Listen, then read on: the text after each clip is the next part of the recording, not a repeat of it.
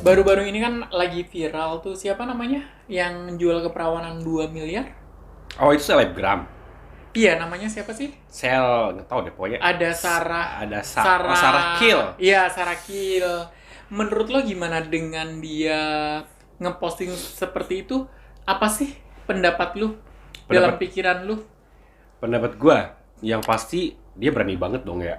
Berani banget karena ini kan bulan suci Ramadan, tiba-tiba dia memposting dengan video yang lelang keperawanan. Menurut lo itu Ya nggak bagus lah. sensasi atau Sensasi. cuman nyari Gini lah, sekarang kan isu yang namanya perekonomian kan sekarang kita lagi down banget kan gitu. Jadi otomatis seorang selebgram kalau nggak ada nerima tawar segala macam kan dia nggak dapat duit dong, bener nggak? Nah makanya dia bikin yang kayak buat sensasi, memancing biar mancing, nambah biar subscriber. nanti dia ada subscriber nambah, terus kemudian banyak view-nya juga. Gitu, makanya dia bikin sensasi kayak gitu. Jadi sih kayak begitu sih. Tapi menurut lo nih, seandainya lo orang yang bener-bener kaya raya, Mhm. duit lo berlebih, kira-kira mau nggak sih beli keperawanan 2 miliar? Enggak sih. Karena lo bukan orang kaya. Bukan kayak gitu juga. Ya buang-buang duit aja sih 2 miliar gitu. Ya menurut lo itu bukan uang yang lumayan sedikit. Mendingan langsung gitu lah. disumbanggin aja kali. Mendingan ya, langsung misalnya kalau memang kita beneran bener-bener. niat dari hati, berapapun nominalnya itu bisa dibilang lebih ke ikhlasnya sih. Percuma kalau lo hasil jual diri 2 miliar itu pun nggak semuanya akan dia sumbangin, bener nggak? Dia kan bilang semuanya mau disumbangin. Nggak, bohong banget itu, mana ada zaman sekarang, apalagi sekarang lagi pandemi begini ya kan, terus kemudian lagi masa sulit banget ya kan, banyak korban PHK juga. Masa iya dia jual keperawanan buat bantu orang? Kayaknya sih nggak mungkin banget. Mungkin cuman paling dari 2 miliar paling berapa ratus ataupun berapa jutanya paling. Enggak, dia Ya. sih announce bahwa dia Biasa sambil makan lo ya. dia akan menyumbangkan semua hasil jual keperawanan. Itu No. baru buka harga loh, 2 miliar itu baru buka harga. Jadi dia akan kasih ke harga tertinggi. Nggak mungkin banget. Tapi banyak kok orang Indonesia yang kaya. Banyak, yang kaya banyak. Cuman ada nggak yang mau? Ada aja sih pasti. Cuman kan mungkin malu. Malu. Kenapa malu? Kenapa mesti malu? Kan kita beli. Iya nggak sih? Wajar nggak sih?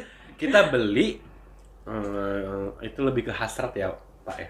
Apa Lebih ya? ke- Kalau cuman kan Hmm, orang juga pasti punya punya harga diri kali ya. tapi saya rasa dia nggak punya harga diri. Bener nggak sih? Mungkin enggak, kalau misalnya orang yang beli kan siapa tahu dia pengen terlihat prestis atau terlihat apa. Mungkin nggak sih dia mau Apa? announce bahwa gue beli nih keperawanan 2 Terus? miliar. Menurut lo bakal ada nggak kira-kira? Aku nggak tahu sih, kayaknya cuman kalaupun ada mungkin dia jadi kebanggaan diri sendiri gitu, bahwa aku udah beli keperawanan 2 miliar. Oh god, gila 2 miliar gitu. Mending gue beli apa? Beli properti ya. Belum tentu juga perawan. Oh iya. Terus kita harus ada dokter dulu kan, dilihat kayak bisa perawat atau enggak gitu. Jadi Dewi Persik aja operasi perawan. oh gitu ya. Iya sih, kalau menurut gue dengan harga 2 miliar gitu ya sayang banget sih kalau untuk beli keperawanan, kayak dalam artian dia bikin notisnya buat aku mau jual keperawanan Membantu. untuk membantu orang yang terkena COVID-19. Ya kalau misalnya memang dia mau bener-bener bantu, nggak usah jual keperawanan juga bisa kali ya. Gue juga bukan pengusaha, bukan anggota DPR, cuman gue bisa bantu gitu walaupun nggak banyak gitu. Cuman mereka tuh nggak mengharapin seberapa banyak bantuan, yang penting lo ikhlas. Apalagi kan di bulan yang baik ini, bulan suci Ramadan, itu sesuatu yang memang harus banyak-banyak ya dapetin pahala lah ya, kayak gitu. Oke. Itulah, kita lupakan sisi gelap dari perempuan itu. Nah sekarang yang namanya kota besar, contohnya Jakarta, itulah di Jakarta Ada yang beli apa besar. enggak gitu maksudnya. Masalahnya pasti banyak sih. Karena apa? Karena kita nggak tahu ya siapa-siapa aja yang beli. Cuman pasti bakalan ada sih yang beli. Kalau menurut gue sih ada, ya kan. Cuman mungkin mereka nggak mau publish, nggak kayak aku jual diri loh, nggak kayak gitu kan. Cuman kita nggak penting lah ya siapa yang mau belinya terserah. Yang penting apakah memang dia kalau udah dibeli amanahnya disalurin nggak ya kayak yang tadi untuk membantu korban. Dia sih kan mengannounce bahwa dia akan menyerahkan hasil jual keperawanannya. Cuman permasalahannya dan pertanyaannya, apakah dia benar-benar masih perawan atau perawan oblong-oblong? Itu hanya dia dan Tuhan yang tahu untuk masalah itu. Tapi siap-siap dihujat ya dengan mulut-mulut jahat. Tapi emang lisan itu lebih kejam daripada pedang loh. Bener gak sih? Betul banget. Betul. Oke, kita kembali lagi terhadap sistem jual beli nih. Nah, kalau misalkannya memang nggak hanya perempuan sih, memang jual-jual apa ya, yang jual-jual keperawanan, banyak juga laki-laki. Menurut lu ada kemungkinan nggak sih laki-laki hidup di Jakarta bisa jual juga ke pekerjaan? Kalau misalnya jual, gue sih nggak tahu ya. Tapi kalau misalnya laki-laki jual diri kayaknya susah deh, lebih gampangan cewek. Oh gitu. Gue rasa ya. Karena kan kalau cewek di pinggir-pinggir jalan aja banyak yang mungut. Kalau gitu. cowok kayaknya banyak yang gratisan. Banyak yang gratisan. Kenapa harus gratis? Yang gratis aja udah bagus-bagus di aplikasi, bener gak sih? Ngapain beli, bener gak? Maksudnya aplikasi yang memang kayak sistem untuk ya suka lah ya. Jadi kalau misalnya ngomongin jual beli, gue rasa sih kalau untuk cowok susah, kecuali kalau memang dia bener-bener ada something, atau dia emang bener-bener ada agency, atau bener-bener ada manajemen yang menyalurkan, itu mungkin. Tapi kalau misalnya kayak independen itu, gue rasa sih sangat susah ya. Secakep-cakepnya orang, gue rasa kalau nggak ada manajemen, nggak ada mucikarinya juga susah. Iya, karena dia bingung. Kalau misalnya contoh nih, lo mau jual diri nih. Oke. Lo mau jual diri ke siapa? Emang lo nggak takut apa ada orang tiba-tiba DM lo nawar ngajakin ke Bali, lo dikasih 3 juta, 4 juta. Emang lo nggak takut? Takut sih. Kan nggak kenal juga. Iya, betul. Kalau misalnya dia jahat, lo ditangkap gimana? Iya. Kan banyak juga cara-cara polisi, contoh nih install aplikasi kayak gitu kan banyak juga lo kasus-kasus kayak gitu. Betul. Makanya kalau misalnya ada manajemen yang rapi, otomatis bisa jual diri. Tapi kalau misalnya independen kayaknya agak susah deh. Agak susah ya. Jadi kesimpulannya usaha apapun itu harus dipikirkan dengan manajemen, bener nggak sih? Iya. Bener nggak? Jual diri pun harus ada sistem manajemennya, bener nggak? Betul. Kalau misalnya pengen bener-bener jadi pelacur sukses ya. Cuman kalau misalnya ya pelacur recehan sih paling dapat 300.000, 500.000 ya, mentok-mentok paling 2 juta kali ya. Kalau misalnya dia nggak ada struktur manajer, nggak ada manajemen yang tepat. Tapi kan kalau misalkannya dia punya yang namanya struktur organisasi atau manajemen, itu dia pasti dapatnya kecil karena dia dipotong sama pihak manajemen dong. Bener nggak? Mungkin gue nggak puas nih karena dengan adanya manajemen, apakah memang ya udah gue jual tawarin sendiri aja. Tapi gue ada sih kalau dibilang temen deket sih nggak deket. Cuman ada beberapa orang yang pernah ngomong ke gue. Ada salah satu rekan kerja dulu banget. Tapi emang bener-bener dia itu emang bener-bener menarik sih kalau menurut gue. Jadi badannya bagus, udah gitu kan. Awalnya sih dia dipiara. Mohon maaf, perempuan apa laki-laki? Kayaknya kita nggak bisa deh berbicara kayak gini. Nanti kita kena dicekal sepertinya. Enggak, yang namanya piaraan. Enggak, dia sih sebenarnya cowok. Ini cowok. Teman gue sih cowok. Ntar ini nggak sih, gue jadi takut tau nggak sih? Asal kamu jangan sebut inisial. Enggak, gue nggak nyebut inisial, cuman ntar penontonnya jangan-jangan. Kenapa? Dihujat. Kita dihujat lagi. Enggak. Kita kan cuma membahas doang. Apa namanya? Dia sih oke ya, silakan. Anaknya sih menarik. Menarik. Keluar dari tempat kerja yang lama, nggak boleh kerja. Dia cuma disuruh nge-gym, tinggal di apartemen, nge-gym di apartemen. Mungkin dia bosen, akhirnya dia memutuskan untuk bekerja di hotel. Jadi PR.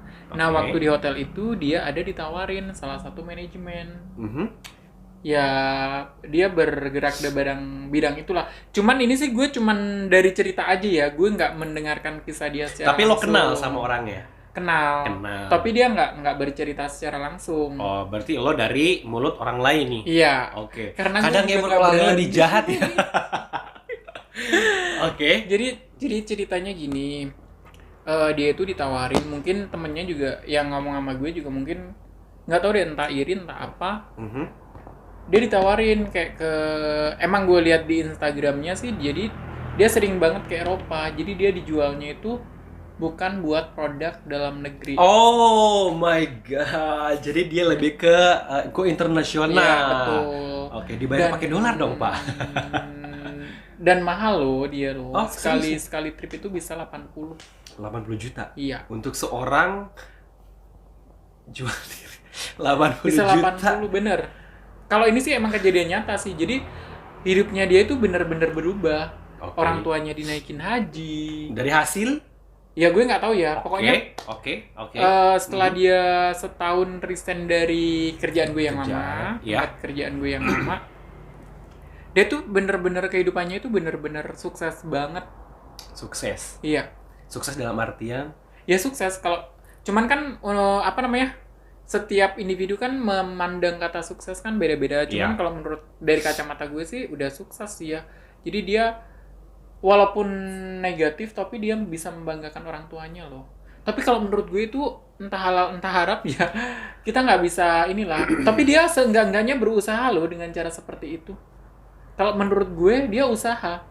Iya. Wong apa namanya tarif segitu nggak masuk ke dia totally segitu. Dia itu bersih kalau nggak salah katanya sih terimanya itu antara 20 sampai dengan 30%. Dari iya, harga dari itunya. harga kontraknya. Oke. Dia tuh dapatnya segitu, 20 sampai 30%. Anggap kalau misal dapat 20% aja udah lumayan kok, 16 juta, bener nggak sih? 16 jutaan. Dia dapat jalan-jalan ke luar negeri. Bener nggak?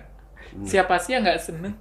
Sebagai kalau misalnya kamu ditawarin kayak gitu, gimana perasaan Anda? Kalau aku sih lebih baik ya gimana ya?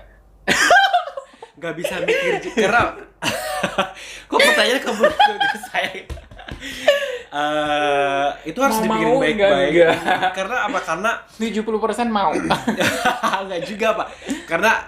Karena nggak abadi mungkin. Pertama sih kita itu pun kalau kerjaannya laku kan iya itu dia masalahnya. Terus yang kedua juga kita nggak tahu kan kita di sana mau diapain, kan kita nggak paham ya. Enggak, itu apa namanya, ada asuransi. Jadi emang Oh, ada asuransi juga. Jadi emang bener-bener keamanannya itu bener-bener terjamin sih.